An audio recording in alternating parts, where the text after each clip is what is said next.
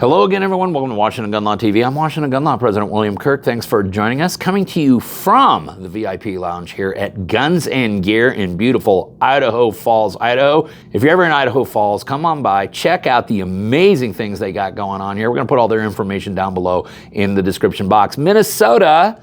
This will be a video for you. So we got a Washington lawyer sitting in Idaho doing a video about Minnesota. Hey, we're a full service operation. Minnesota, as you may know, your self-defense laws are totally screwed up. And one of the big reasons is that your stand the ground laws, well, you really don't have them. You kind of let a court act like a legislature and create a bunch of rules and nobody really knows what's going on. Well, there is a bill kicking around in your state legislature that could actually clean that entire mess up. Now, I know you're used to reading them and hearing about really terrible bills kicking around in your state legislature. And yeah, your state has no shortage of those this year. But this is a bill that you all need to get behind because this is a bill that not only is going to clear up a very confusing area of law, but it's a bill that's going to allow you to protect your own life. So today, let's spend a few minutes and let's talk about the most important bill in Minnesota this legislative session.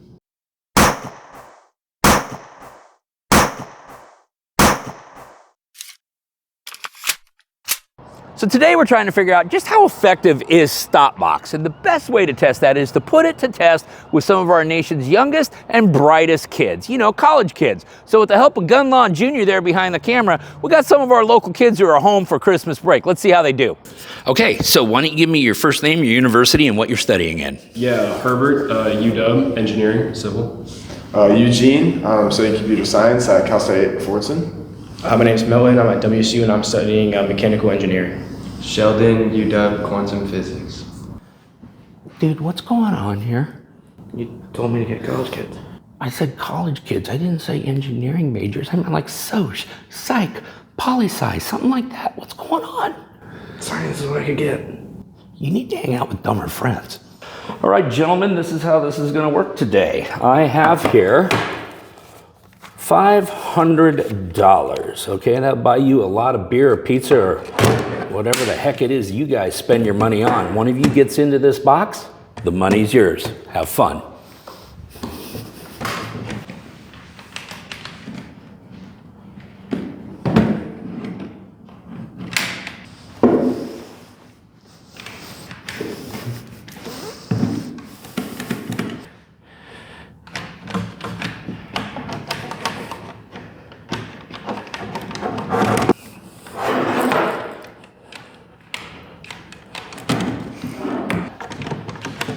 I don't know, man, we give up.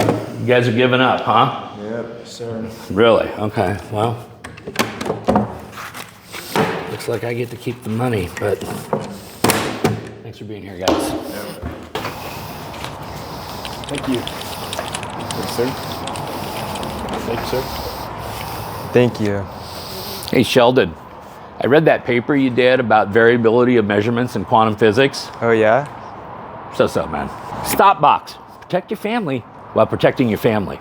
Okay, Minnesota, listen, follow me if you will. As you may or may not know, your legislature basically acquiesced some of their duties many years ago over to your court system. Your court system tried to carve out self-defense laws and duty to retreat laws, and of course they mucked it all up. We're going to talk about SF 76 today. It's a wonderful piece of legislation, one all of you need to get behind right now, because if this legislation becomes law, well, here's the good news. It will very clearly and once and forever define not only your rights and obligations as it relates to self-defense, but also your duties to retreat if any exist.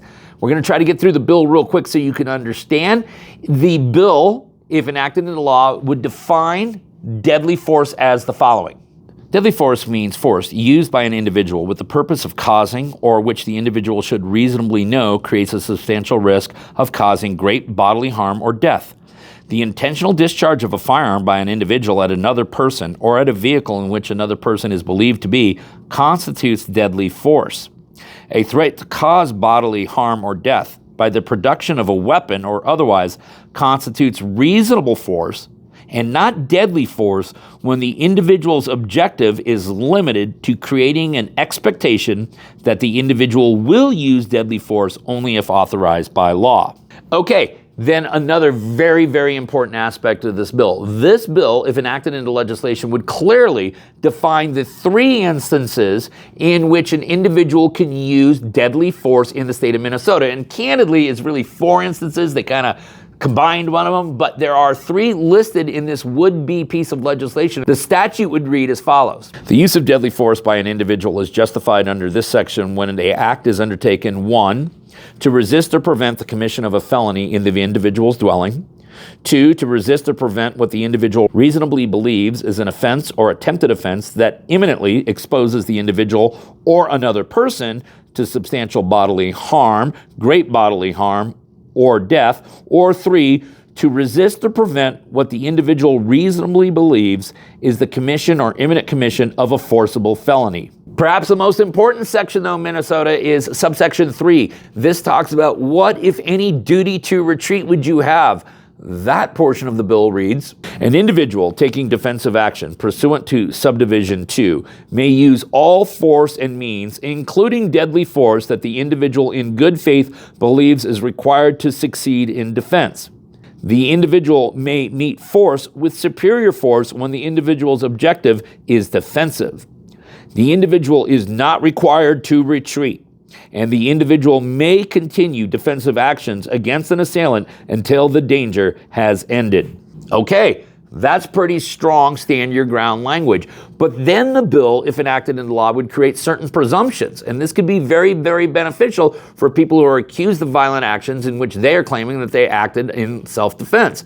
Because the statute would also read, an individual using deadly force is presumed to possess a reasonable belief that there exists an imminent threat of substantial bodily harm, great bodily harm, or death to the individual or another person if the individual knows or has reason to know that.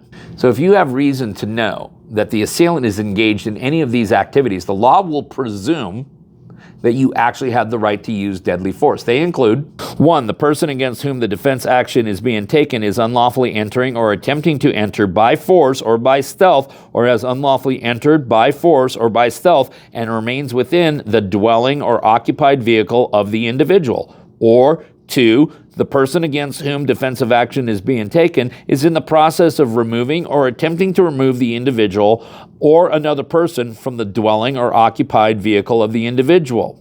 And of course, all of this is predicated on you being what? That's right, lawfully in that location at the time the attack occurs. There is a duty to retreat in every state if you are unlawfully in that location. Now, lastly, and equally of importance, this statute would create particular immunities for individuals. So if an individual is charged with a violent crime and then is later found not guilty by reason of self-defense, well, that can be very costly to the state.